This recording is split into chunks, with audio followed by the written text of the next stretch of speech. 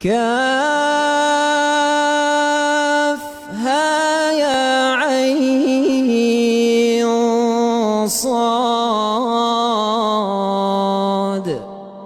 ذكر رحمة ربك عبده زكريا